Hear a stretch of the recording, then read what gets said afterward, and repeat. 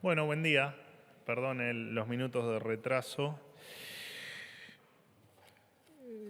El otro día un compañero de ustedes, en varios días, me han planteado el tema del régimen de inversiones, el conocido como RIGI, que se encuentra dentro de la ley Bases.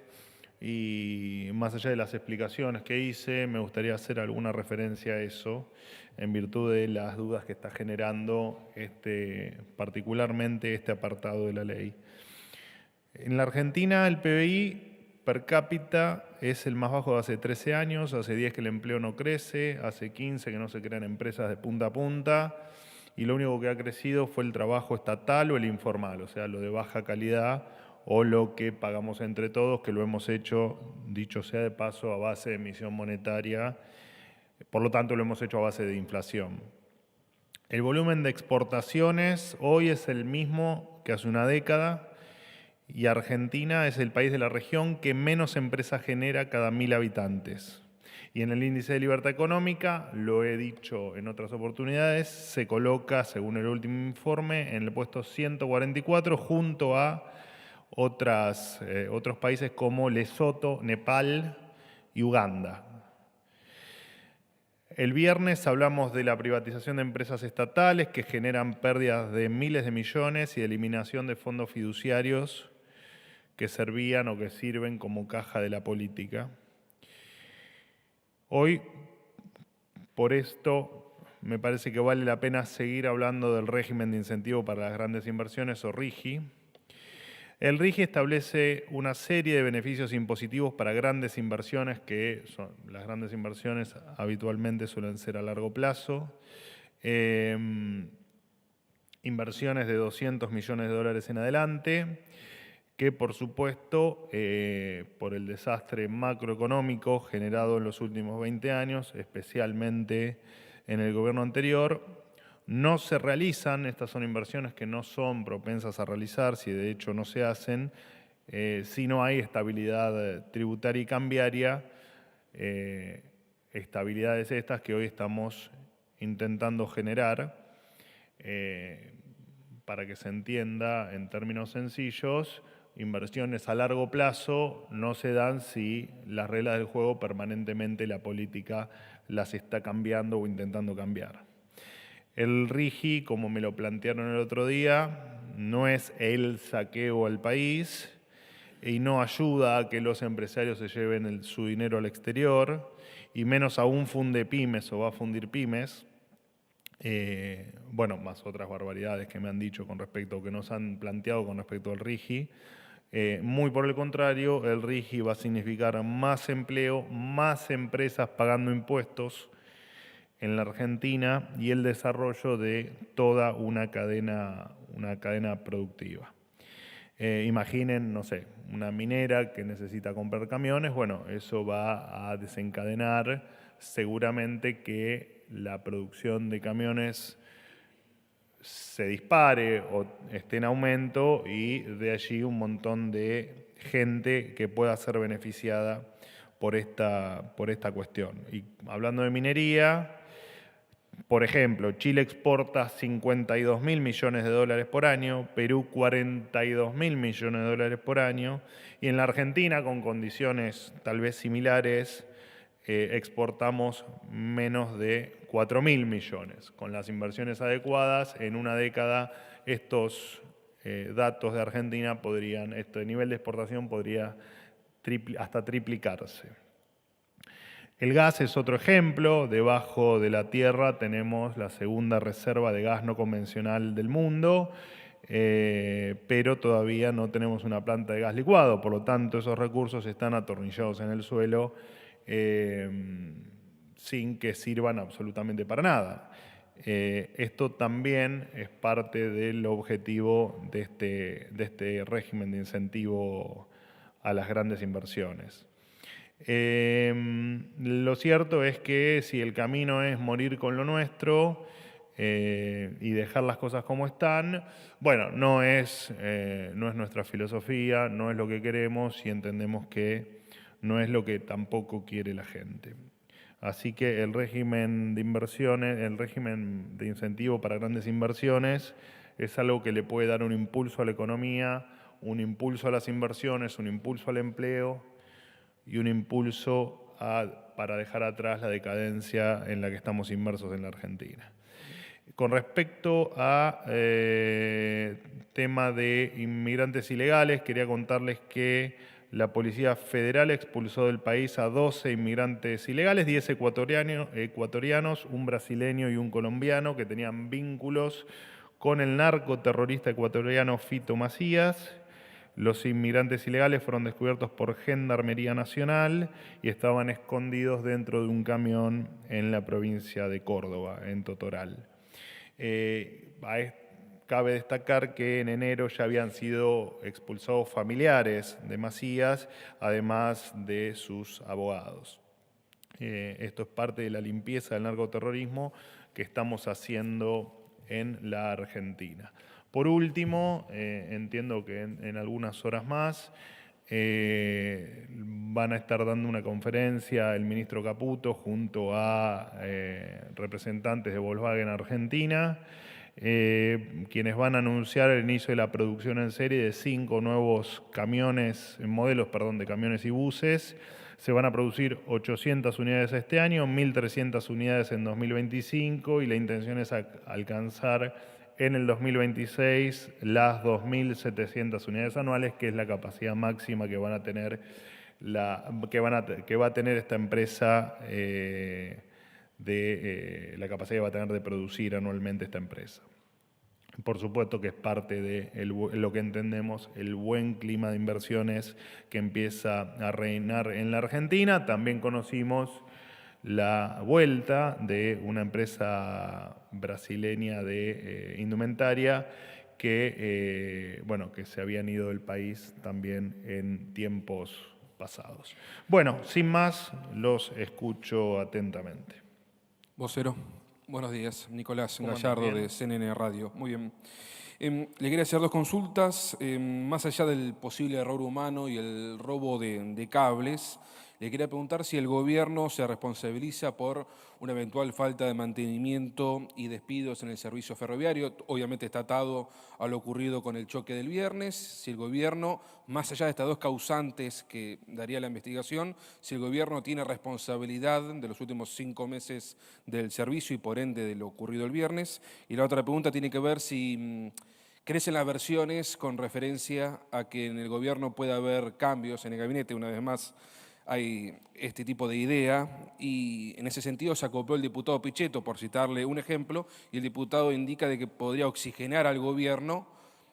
Pienso rápidamente en la ministra Petovelo, en el ministro Caputo, por dar algunas menciones de supuestos ministros que podrían irse. Gracias. Bueno, no sé de dónde sacás los ejemplos de los supuestos ministros que supuestamente podrían irse. Y no, el gobierno no necesita absolutamente ninguna oxigenación de ninguna índole. Y en tal caso, lo dije desde el primer día, si cada cambio que haya de funcionarios, o que pueda haber de funcionarios, en lo que nos quede de gestión, en lo que nos quede de gobierno, será meramente por cuestiones o personales de los funcionarios o por cuestiones de gestión, y no hay un solo cambio evaluado. Con respecto a la primera pregunta, tema trenes, de hecho no sé muy bien por qué me nombraste a los ministros que me nombraste, porque la verdad es que no hay problema con ninguno de ellos, así que te lo desmiento rotundamente. Con respecto a la situación del accidente de trenes ocurrido días atrás, por supuesto que dejamos que la justicia investigue, entendemos por supuesto que hubo un error humano, pero también somos respetuosos del trabajo que está haciendo la justicia, con la cual estamos colaborando en todo lo que se nos requiera. Se va a decretar la emergencia ferroviaria en línea con el informe que recibimos finales de abril de la CNRT y la cual se le ha dado traslado a las diferentes autoridades de las compañías que tienen a su cargo los diferentes ramales de trenes y, o sea, nada tiene que ver para que no haya confusión, el decretar la emergencia ferroviaria con lo que ocurrió. Simplemente, por supuesto, una red ferroviaria absolutamente devastada. De hecho, el 10 de diciembre nos encontramos en Trenes con una deuda de algo más de 100 millones de dólares, y además donde se ponía mucho más énfasis en pintar algún mural en alguna estación que en efectivamente aportar al mantenimiento y al buen funcionamiento del sistema. Así que, bueno, me extendí un poco, pero digo, a tu pregunta, efectivamente estamos esperando que la justicia avance y somos respetuosos de eso. Bueno, digamos, el desmantelamiento un Estado desmantelado también incluye a los trenes, por supuesto, que efectivamente, como te decía, solamente te nombré el tema de la deuda, pero claramente todos somos conscientes de que el sistema de trenes, de hecho estamos decretando la emergencia ferroviaria. O sea, y te repito, no es por el accidente, sino por el informe que recibimos de la CNRT, que ameritaba que después de dar traslado a las partes, efectivamente ameritaba que se decrete la emergencia ferroviaria, que está en cualquier momento estará el decreto publicado. Hola Manuel, ¿qué tal? Buen día. Hola Jaime, Aquí ¿cómo Jaime andás? Rosenberg, muy bien, gracias. Te quería consultar, bueno, este fin de semana está viajando el presidente para un encuentro, tenemos entendido, con líderes del partido Vox. Quería, bueno, ver si nos podés adelantar si hay alguna otra actividad prevista y tomando en cuenta que no se trata ni de una visita de Estado ni de una visita oficial, quién corre con los gastos, digamos, de avión, de hotel y todo lo que tiene que ver con el viaje del presidente, si se trata de una invitación o no. Gracias. No, los gastos corren por cuenta del Estado Nacional y no es una visita personal. De hecho, tiene reuniones. Yo siempre les marco los puntos más importantes de la agenda un día antes de que el presidente viaje, porque la agenda se cierra a último momento. Hay confirmadas reuniones con empresarios, hay confirmadas reuniones, bueno, también con el embajador allí en España, pero permitime, por favor, como hago siempre, el viernes darte el detalle. La reunión que vos mencionás es simplemente un pedacito más en la agenda del presidente, pero no es la razón principal del viaje. Sí, buenos días, Manuel. Estela Guernica, día 24. No te escuchaba bien. ¿Cómo Sí, andas? sí, ¿Bien? bien. El Fondo Monetario Internacional dio a conocer un acuerdo con el Ministerio de Economía para la 8ª revisión. ¿Esperan desembolsos? ¿En qué montos? Y sobre todo, ¿cómo sigue la política cambiaria y monetaria? Y si ya está Argentina preparada para salir del cepo, o cuándo va a ser eso. Gracias. Bueno, tu última pregunta, obviamente no lo sabemos. Cuando estén las condiciones dadas que nos permita, tal cual lo indicó el presidente, no dar ningún paso en falso, lo haremos. Siempre dijimos que, siempre que hablamos de tiempo fue porque algún informe lo marcaba. Incluso creo que siempre hicimos referencia al informe del fondo, que el informe estimaba que en julio, creo, íbamos a salir del cepo. Nosotros nunca firmamos ningún plazo. Cuando estén dadas las condiciones, lo haremos. Para salir del cepo necesitas varias, por supuesto, corregir varias variables. Una era el equilibrio fiscal, que lo hemos corregido, y el saneamiento del Banco Central es otro de los grandes objetivos. Cuando terminemos de efectivamente corregir todo lo que tenemos que corregir, el cepo se va a levantar. ¿Cuándo ocurrirá eso? La verdad es que es difícil saberlo. Por supuesto que será lo antes posible, porque sabemos que es una traba para el impulso final al crecimiento, ¿no? Está claro que el cepo hay que exterminarlo. Y con respecto a fondos, entiendo que vos te referís a fondos adicionales que pueda dar el fondo. No hay nada ni conversado, ni solicitado, ni que esté en la agenda, ni que se esté negociando, ni que se vaya a negociar, al menos en el corto plazo con el fondo. No hay absolutamente nada de eso. Siglos de la 8ª revisión como parte del avance precisamente de esa revisión, pero nada que esté por encima de lo estipulado. Sofía, ¿cómo andás? ¿Qué tal, vocero? ¿Cómo está? Muy bien. Sofía Rojas para Noticias Argentinas. Quería pedirle una reflexión tras la muerte de Andrea Amarante, que es la tercera fallecida de las 4 mujeres que fueron atacadas por un vecino de Barracas que arrojó una bomba molotov contra su habitación por el simple hecho de ser lesbianas. Y en la misma línea quisiera consultarle cuál es la política del gobierno para hacer frente a la proliferación de los discursos contra el colectivo LGBT, que incluso se plegó el biógrafo del presidente Nicolás Márquez, que planteó que los homosexuales, y voy a leer textual, tienen conductas insanas y autodestructivas. Gracias. Bueno, por supuesto que las condolencias a la familia, a la de todas las víctimas, también por supuesto a las víctimas del episodio particular al que te referís. Bueno, y la reflexión cae por su propio peso, ¿no? Está claro que estas cosas no pueden seguir pasando ni acá ni en ninguna otra parte del mundo, y efectivamente cualquier atentado que haya la verdad que a mí no me gusta definirlo como un atentado a determinado colectivo, a determinada. La verdad es que está mal, es terrible y es repudiable, sea contra quien sea, ¿no? Que alguien tire una bomba molotov en este caso, contra estas 4 personas, que podrían haber sido más, nos parece absolutamente terrible y repudiable.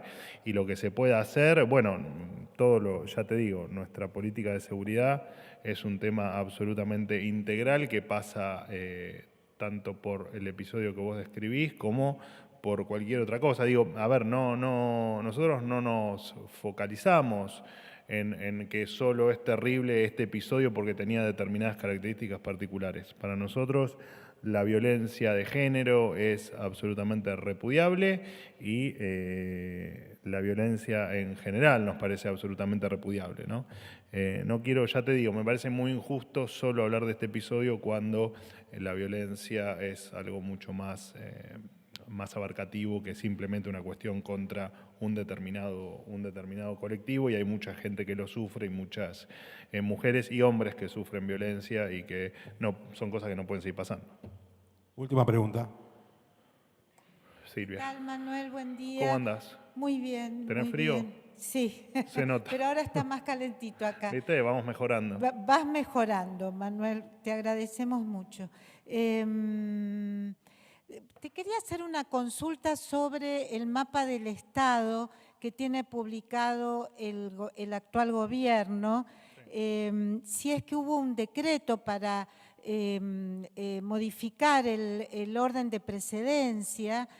Hoy en el mapa del Estado figura Milei, obviamente el presidente de la Nación, seguido por Karina Milei, la secretaria general, seguida por Pose, el jefe de gabinete, y por Sandra Petovelo, como cuarto en orden de precedencia, la ministra de Capital Humano. El decreto 1993, que tuvo modificatorias después, sobre todo en el 99, incorporando al jefe de gabinete, dice que es el presidente, el orden de precedencia, seguido por el jefe de gabinete, seguido por el ministro del Interior, seguido por el ministro de Relaciones Exteriores. Correcto. Entonces, mi pregunta concreta es ¿a qué se debe este cambio dentro del orden de precedencia del mapa del Estado argentino,